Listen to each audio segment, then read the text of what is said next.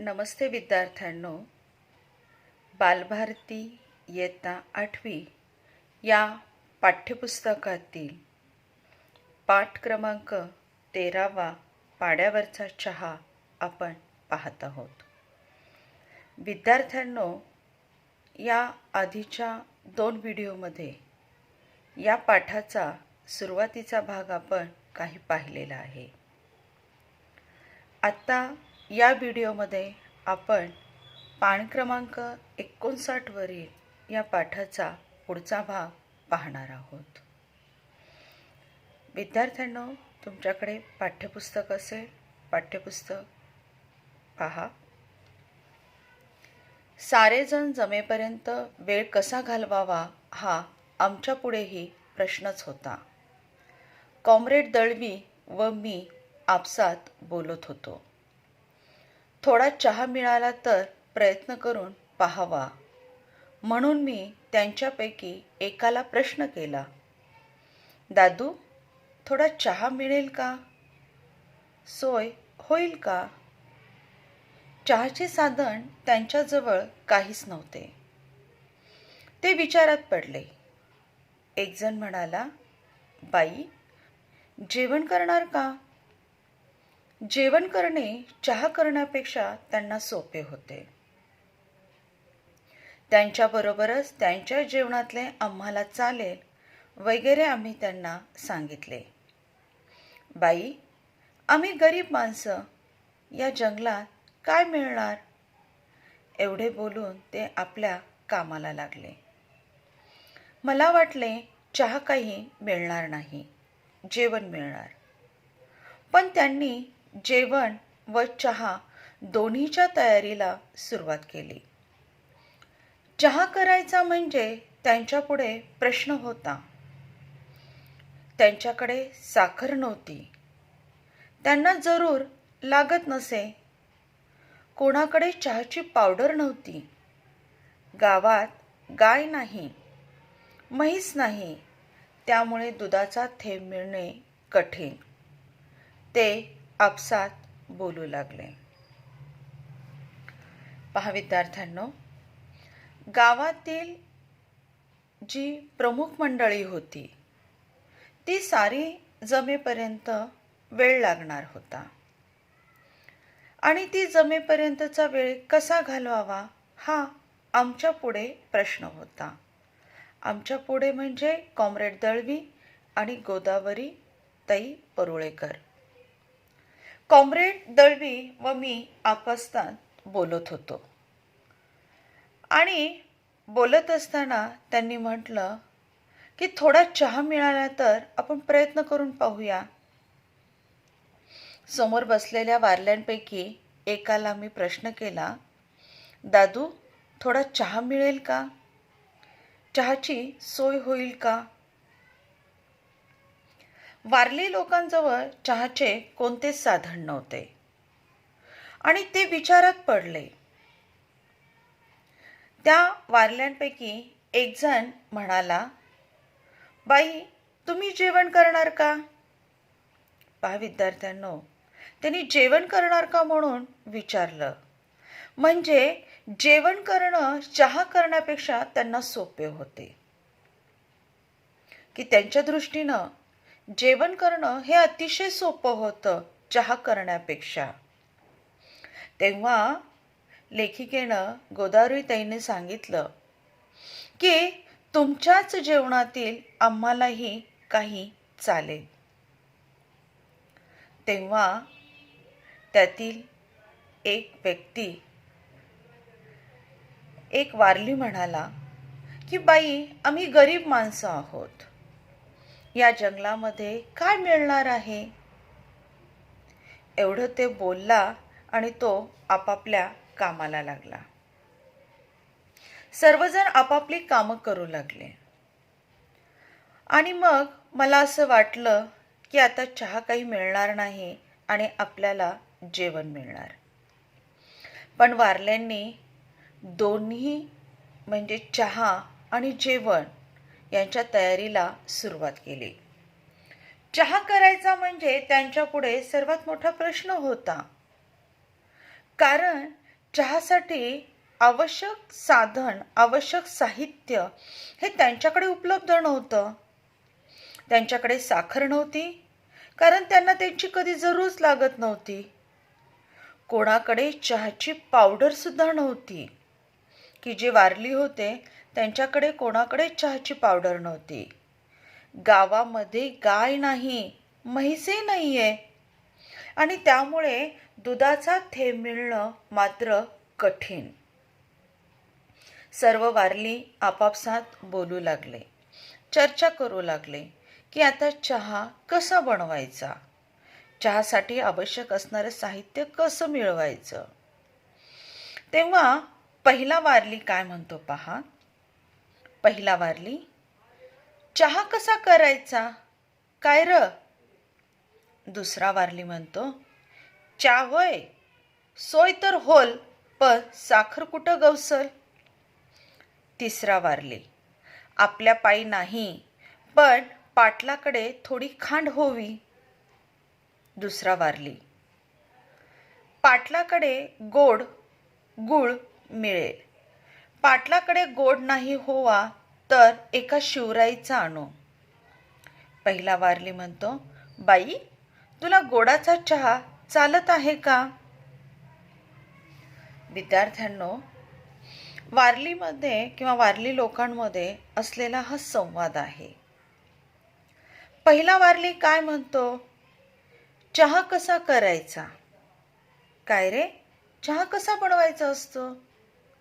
दुसरा वारली म्हणतो, चहा होय, म्हणजे चहा होय, चहा होय, सोय तर होईल, चहा करायची सोय तर होईल, पण साखर कुठे गवसल. गवसल म्हणजे मिळेल, की चहासाठी आवश्यक असणारी साखर ही आपल्याला कुठे मिळेल. तिसरा वारली म्हणतो, आपल्याकडे नाही, पण पाटलाकडे थोडीशी साखर असेल. दुसरा वारली म्हणतो, पाटलाकडे गोड मिळेल, गोड म्हणजे काय तर गुळ मिळेल. पाटलाकडे जरी गोड नाही मिळाला, गोड नाही मिळाला, तर एका शिवराईचा जाऊन आपण आणूया, की गावाच्या बाहेर असणारी जी शिवराई आहे तिथून आपण जाऊन हा गूळ आणू. आपापसामध्ये अशी चर्चा झाल्यानंतर त्यातील पहिला वारली गोदावरी ताईंना विचारतो की बाई तुला गोडाचा चहा चालत आहे का, म्हणजे तुला गोडाचा चहा चालेल का. याचाच अर्थ की गुळाने बनवलेला चहा तुला चालेल का. पुढे पहा विद्यार्थ्यांनो, एकाने एका पोराला बोलावून गुळ आणायला सांगितला. चहाची पावडर कोणाकडे मिळेल की काय याबद्दल थोडे बोलणे झाल्यावर दुसऱ्या एका पोराला भुक्की आणण्यासाठी दुकानावर पाठवले. मी विचारले, दुकान कितीसा लांब आहे. ते म्हणाले, जवळच आहे, पोरं 2 टांगात परत येईल. मागाहून आमच्या लक्षात आले की सुमारे 3 मैलांच्या परिसरात दुकान नव्हते. मी विचार केला, यांचा 2 टांगांचा अंदाज 3 मैलांचा आहे तर. चहा साखरेची विवंचना संपल्यावर त्यांना दुधाची आठवण झाली. त्यांना दुधाची आठवण होणे हेच आश्चर्य होते. ते चहा घेतलास तर बिगर दुधाचा घेत. दूध पिणे त्यांना माहीत नव्हते. काहींना तर दुधाचा चहाच आवडत नसे, उलटी होई. चहा करून प्यायचा हे त्यांच्या कधी स्वप्नात सुद्धा आले नसेल. त्यांची परिस्थितीच अशी होती की चहा आपल्यासाठी नाही हीच त्यांची दृढ भावना होती. आम्हाला बिगर दुधाचा चहा चालेल असे मी त्यांना सांगितले. गावातल्या बकऱ्या चरण्यासाठी गेल्या होत्या. बकरी गवसायचे या शब्दात एखादी बकरी शोधून पकडून दूध काढून आणायचे हा सारा अर्थ सामावलेला होता. बकरी गवस एवढ्या शब्दात त्या पोराला सारे समजले व तो त्या कामासाठी निघून गेला. चहाची व्यवस्था झाल्यावर ते जेवणाच्या खटपटीला लागले. जेवण म्हणजे त्यांना ती खटपटच होती. विद्यार्थ्यांनो, वारल्याने एका पोराला बोलावून घेतलं आणि त्याला गूळ आणायला सांगितलं. चहाची पावडर जी आहे ही कोणाकडे मिळेल की काय याबद्दल त्यांच्यात आपापसात बोलणं झालं. आणि पुन्हा दुसऱ्या एका पोराला भुक्की आणण्यासाठी दुकानावर पाठवले. भुक्की म्हणजे काय तर चहाची पावडर, याला भुक्की असं म्हटलं जातं. आणि मग दुसऱ्या पोराला भुक्की आणण्यासाठी दुकानावरती पाठवलं. मी विचारलं, येथून या सालकरपाड्यापासून दुकान कितीचं लांब आहे? ते म्हणाले, जवळच आहे, पोर 2 टांगात परत येईल. मग नंतर आमच्या असं लक्षात आलं की पाड्यापासून सुमारे 3 मैलांच्या परिसरात कोणतेही दुकान नव्हते. आणि मग मी विचार केला की यांचा 2 टांगांचा अंदाज म्हणजे जवळपास 3 मैलांचं अंतर होतं. आणि हा मुलगा 2 टांगात येईल असं त्यांनी म्हटलं.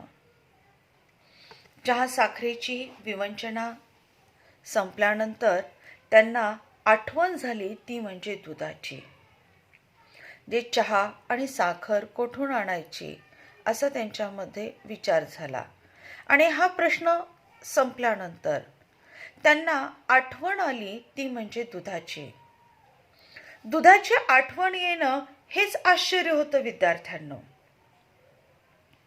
कारण ते चहा घेतलास तर बिगर दुधाचा घेत, चहामध्ये ते दूध टाकून पीत नसत.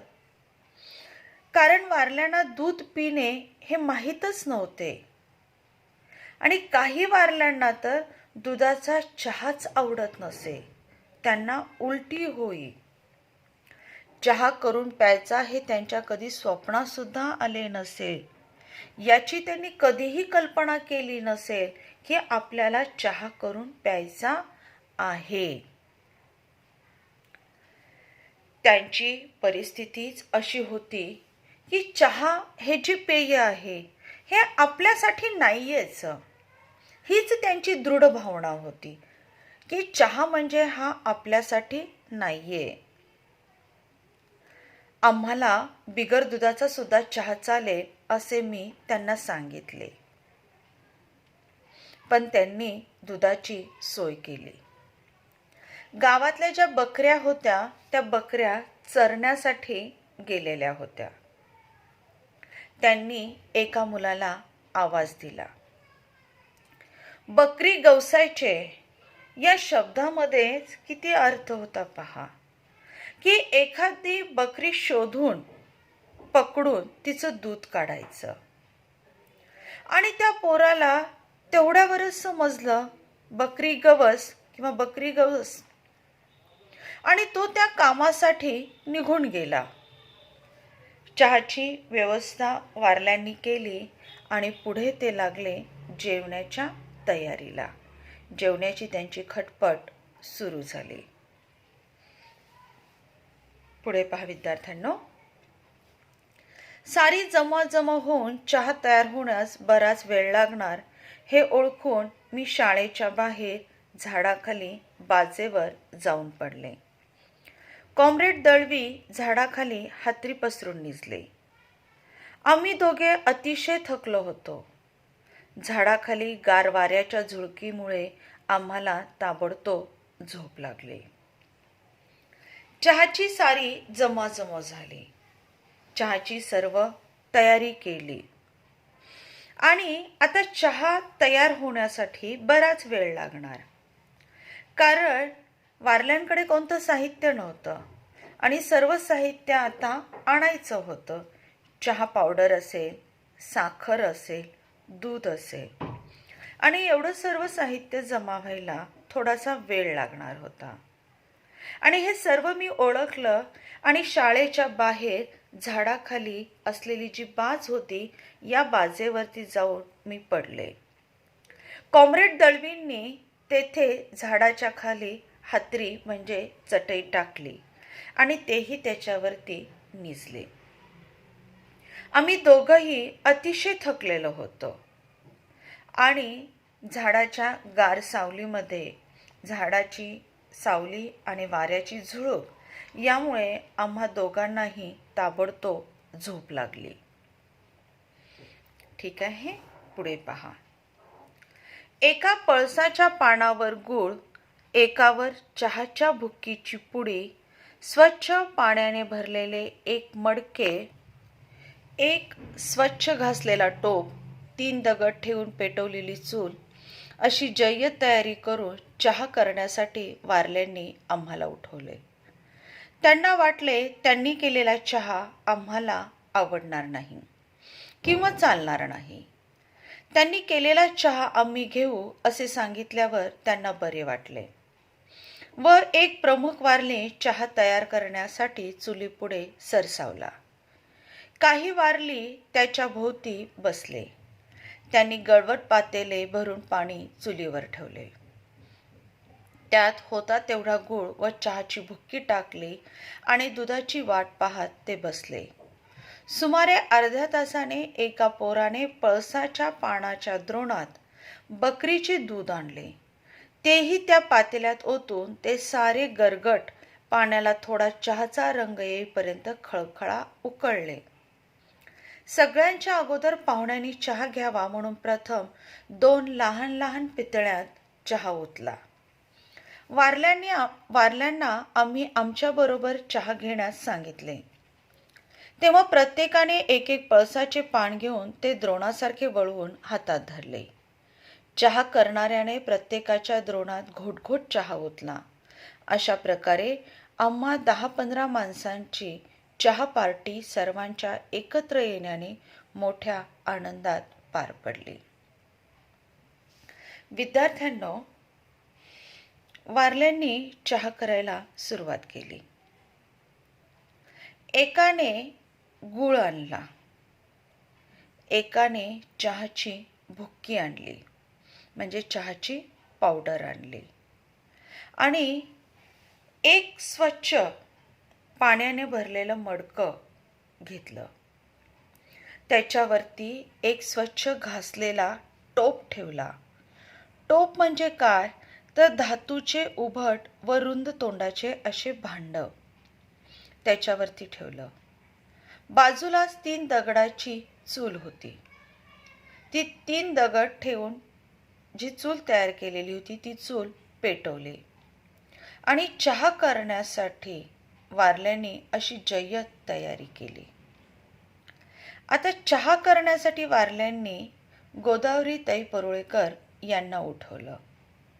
त्यांना वाटले की त्यांनी केलेला चहा जो आहे हा आम्हाला आवडणार नाही किंवा आम्हाला तो चालणार नाही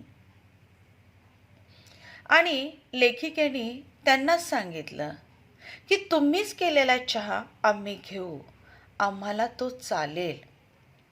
असं म्हटल्यानंतर वारल्यांना बरं वाटलं आणि त्यातील एक प्रमुख वारली चहा करण्यासाठी चुलीच्या पुढे सरकला. त्याच्या अवतीभोवती बाकीचे सर्व वारली बसले. त्यांनी जे मडकं होतं या मडक्यामध्ये गळवट म्हणजे जवळजवळ काठापर्यंत भरलेले, की ते मडकं जे होतं हे जवळपास त्या काठापर्यंत भरलेलं होतं पाण्याने आणि पाण्याने भरलेलं हे मडकं त्यांनी चुलीवरती ठेवलं.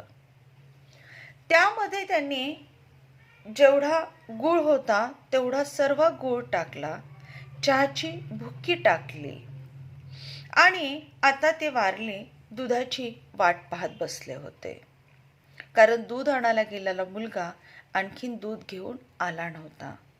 सुमारे अर्ध्या तासाने एका पोराने पळसाच्या पानाच्या द्रोणात बकरीचे दूध आणले. पळसाचे जे पान आहे या पानाला द्रोणाचा आकार दिला दूध सांडू नये म्हणून आणि त्या पळसाच्या पानाच्या द्रोणामध्ये त्या मुलाने बकरीचं दूध आणलेलं ते दूध सर्व त्या पातेल्यामध्ये त्यांनी ओतलं. त्या पाण्याला त्यांनी खळखळा उकळलं की ज्यामुळे त्या पाण्याला थोडा चहाचा रंग येईल आणि रंग येईपर्यंत त्यांनी त्याला खळखळा उकळलं.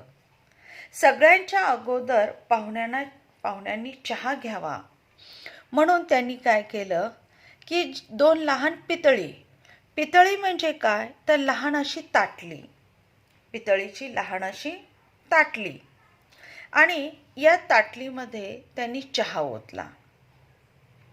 तो चहा त्यांनी पाहुण्यांना दिला, म्हणजेच कॉम्रेड दळवी आणि लेखिकेला दिला. वारल्यांना सुद्धा आम्ही आमच्याबरोबर चहा घेण्यास सांगितलं की जो चहा केलेला आहे तो चहा तुम्ही सर्वांनी घ्या म्हणून आम्ही सांगितलं.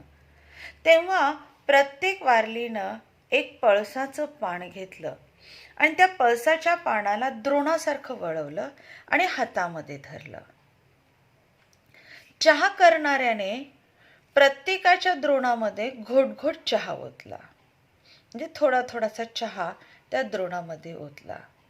आणि अशा प्रकारे चालकर पाड्यावरती आम्हा 10-15 माणसांची चहा पार्टी सर्वांच्या एकत्र येण्यामुळे आनंदाने पार पाडली. ठीक आहे विद्यार्थ्यांनो, हा पाठ या ठिकाणी इथे संपला आहे. पाठाच्या खाली असलेला स्वाध्याय हा तुम्ही पूर्ण करायचा आहे. धन्यवाद.